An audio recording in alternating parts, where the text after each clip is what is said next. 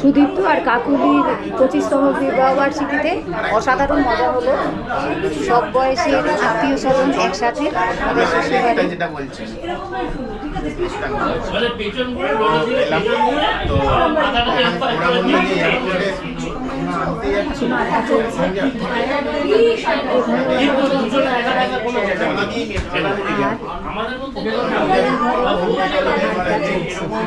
অন্য ভূমি যেটা সেটা হচ্ছে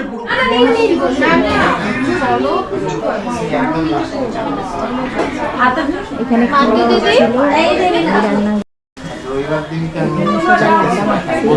হ্যাঁ বসছি।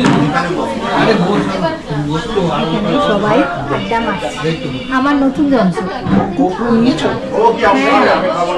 আমি ঘোরালাম না, এটা ফ্রন্ট ক্যামেরা এবং ব্যাক ক্যামেরা মিলেই ও 360 ডিগ্রি আমার। এই দেখ